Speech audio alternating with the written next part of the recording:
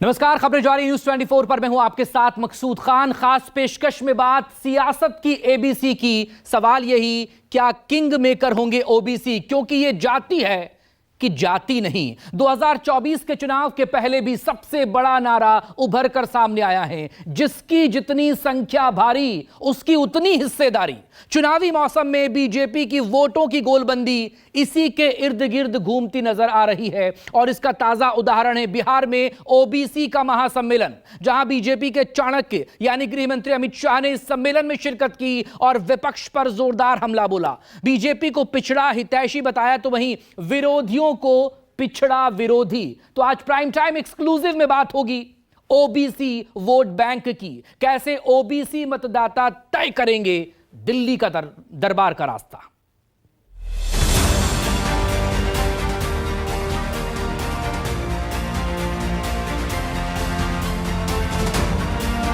पिछड़ा वर्ग का, दलित का, गरीब का अगर कोई भला कर सकता है तो भारतीय जनता पार्टी कर सकती है।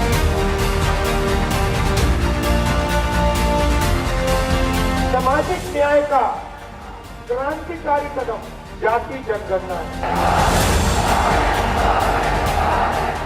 राजनीति के पिच पर धर्म और जाति की गुगली हर बार असरदार रही।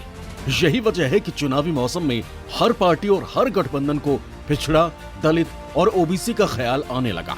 बीजेपी से लेकर कांग्रेस और एनडीए से लेकर इंडिया गठबंधन, हर कोई देश की जातियों को लेकर फिक्रमंद है। नीतीश कुमार के पाला बदलने से इंडिया गठबंधन को भले ही झटका लगा, लेकिन कांग्रेस जाति जनगणना और ओबीसी के मुद्दे को छोड़ने के मूड में तो कतई नहीं है।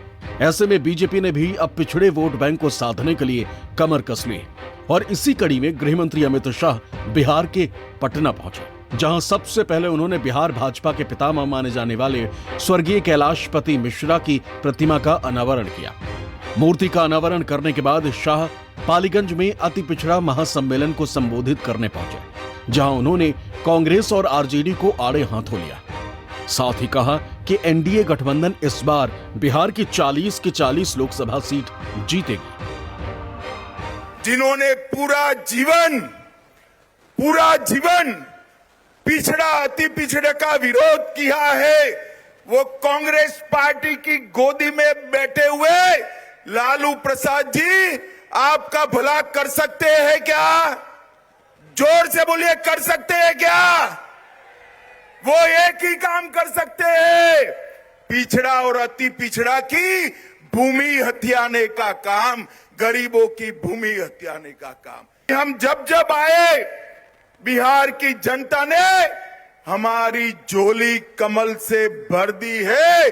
2014 में आए, आपने मोदी जी को 31 सीटें दी, 19 में आए 39 दी और 24 में 40 की 40 सीटें मोदी जी की झोली में डालना है। इतना ही नहीं, उन्होंने कहा कि बीजेपी पिछड़ों के सबसे बड़ी हितैषी और पिछड़ों का भला बीजेपी ही कर सकती है।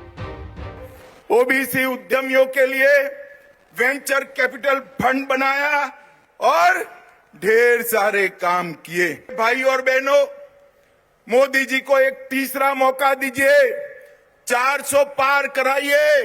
मैं आपको विश्वास दिलाता हूं, गरीबी से मुक्त भारत बनाने का काम नरेंद्र मोदी जी करेंगे।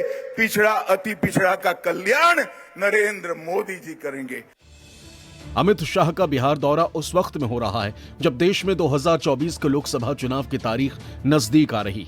ऐसे में बीजेपी जानती है कि अगर बिहार की 40 सीटों पर जीत दर्ज करनी है तो फिर ओबीसी को अपने पाले में लाना होगा।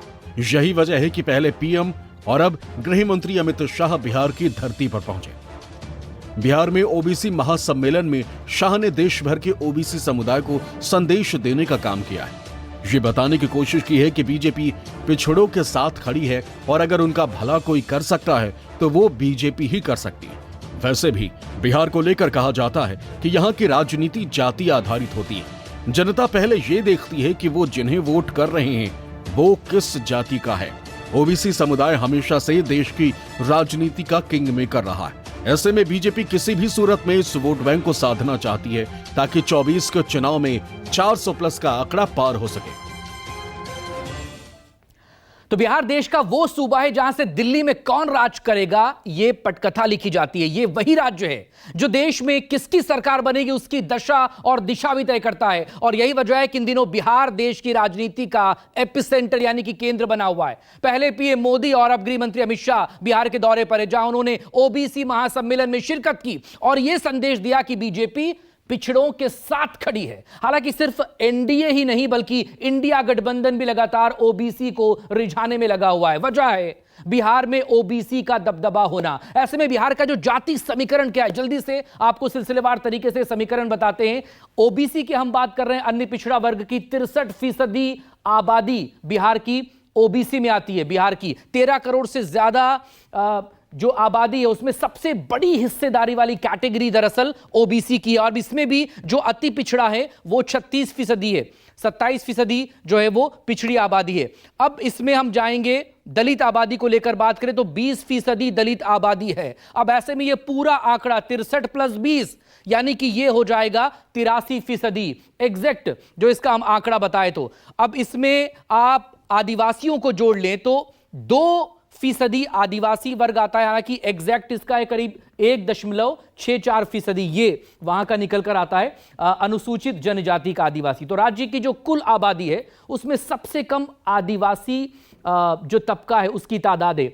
अब इसके अलावा सामान्य वर्ग को लेकर हम बात करें तो 15% जो आबादी है, क्योंकि 85% रिजर्व कैटेगरी हो गई, 15% सामान्य वर्ग बिहार में आता है।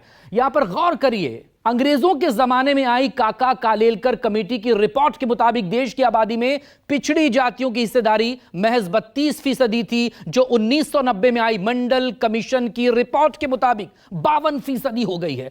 और अब हुए जाति जनगणना में बिहार में पिछड़ी जातियों की हिस्सेदारी पहुंच गई है 63% तक। ऐसे में लोकसभा चुनावों से पहले किसी भी पार्टी के लिए ओबीसी मुद्दे को नजरअंदाज करना नामुमकिन है। सिर्फ बिहार ही नहीं बल्कि देश भर में बीजेपी ओबीसी के वोट बैंक को साधने में लगी, क्योंकि देश में ओबीसी समुदाय 45%।